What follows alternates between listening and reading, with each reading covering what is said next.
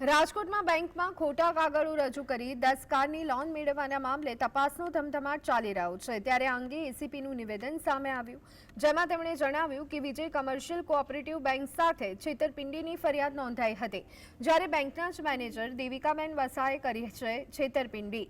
Bank મેનેજરને શ્રુજય વોરા અને લક્ષ્યાંક વિઠલાણીએ વિશ્વાસમાં લીધા હતા, ત્યારબાદ પોતાના પરિવારજનો અને પરિચિતોના નામે ખોટા દસ્તાવેજ બનાવી કૌભાંડ આચર્યું હતું। જો કે બેંકમાંથી લોન લીધા બાદ હપ્તા જમા ન થતા સમગ્ર કૌભાંડ બહાર આવ્યું હતું। કે આ કામના મેઇન મેનેજર છે બેંકના અગાઉના દિવ્યાનીબેન, એમને 10 લાખ ને તેથી નીચેની લોન મંજૂર કરવાની સત્તા છે। આ સત્તાનો આ કામના આરોપી પહેલેથી ઓળખતા હતા અગાઉ બેંકમાં નોકરી કરવાના કારણે, જેથી આ સુજલ અને લક્ષ્યાંકે દિવ્યાનીબેનને વિશ્વાસમાં લઈ એમનો પણ પોતાના લાભના હેતુસર એમને 10 લાખથી નીચેની લોનો 10 ગાડીઓને મંજૂર કરાવી ઉપરોક્ત પૈસા અનુસંધાને કોઈ પણ ગાડીની ડિલિવરી ન કરાવી, ખાલી એક ગાડીની બધા પૂરતી ડિલિવરી કરાવી, બાકીની 9 ગાડીઓની કોઈ ડિલિવરી કરાવી નહીં।